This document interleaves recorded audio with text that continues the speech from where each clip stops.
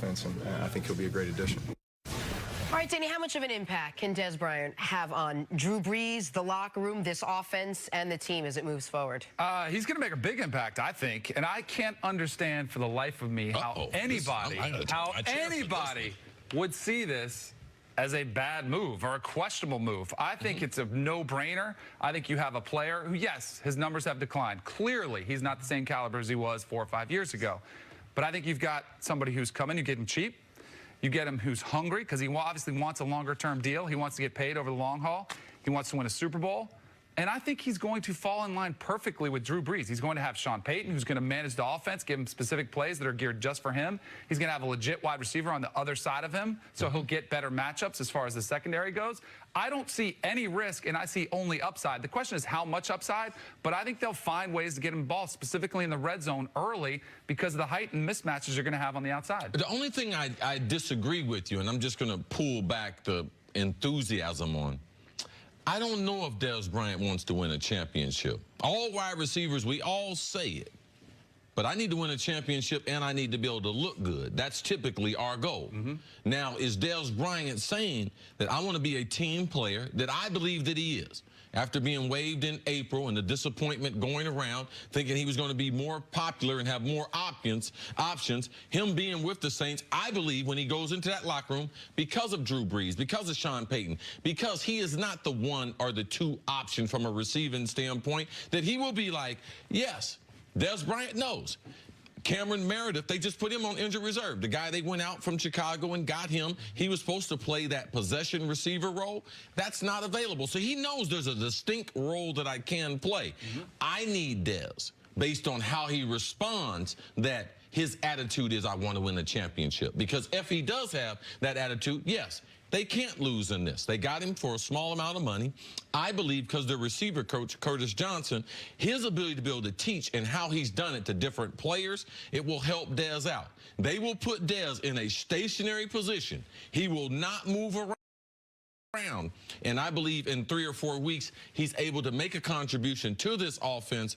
And with Drew Brees, if I'm coming out of retirement to play football and I can't make any if I can't get any separation, I'd rather play with Drew Brees than Aaron Rodgers or with Tom Brady. And the reason why is because he's the most accurate quarterback in the history of this game, and he needs the least amount of separation to comfortably be able to get you the ball. If I don't clear the DB and get down the sideline, he's going to throw a back shoulder fade. He's going to read my releases. So I believe that Dez can get familiar with him quicker than the quarterbacks. There is no quarterback that he's played with that has the football IQ and the arm talent of Drew Brees. You have any concerns, Nick? My concerns have been about, I think the Saints right now, before the year I picked them to go to the Super Bowl, they're playing even better than I thought. They have the second most high-powered offense in football. They're scoring 35 a game. They're coming off their best game of the year. Michael Thomas is having a historic season. He might break the catch record. He's right now on pace to just come short of it. He's catching 88% of the balls thrown his way, which is an absurdity. It seems make-believe. Drew Brees is like, everything's going so well, and if it's such an, I understand why it'd be a no-brainer for Dez.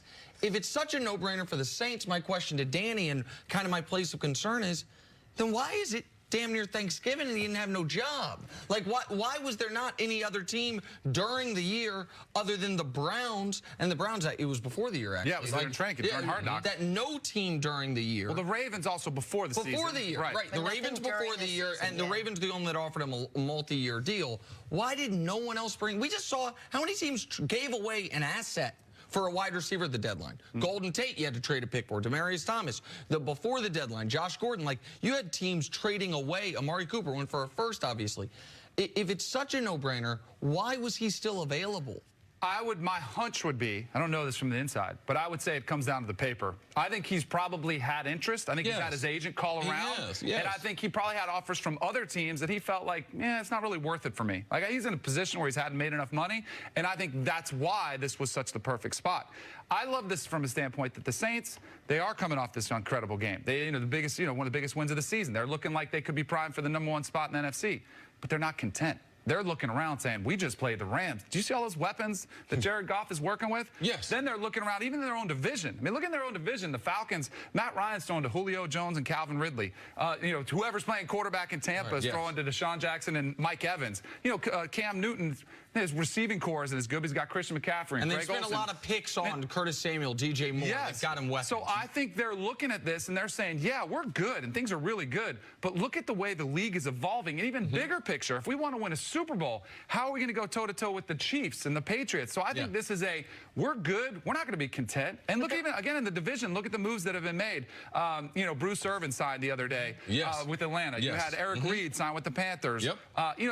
People are making moves, which I love. I think it's great for the NFL that teams are sitting there saying, no, we're good, but we want to get better. That's where I think it helps. And one thing, Nick, you looked at the Rams game, and the Rams did something unique with Wade Phillips, a lot like Belichick does in New England. If you only have two guys that are your primary pass catchers, you can double both of them, play zero coverage on the rest of them. They doubled Kamara and Thomas at spots in that game and played zero coverage, no help on the other options. But the other options are Benjamin Watson, who came in the league in 2000. Yeah, he's just 3 months younger than me. I mean, in 2003, and then and also the other one, Traquan Smith, a rookie who has 12 catches on the year. Real quick before you go, you obviously played quarterback in the league.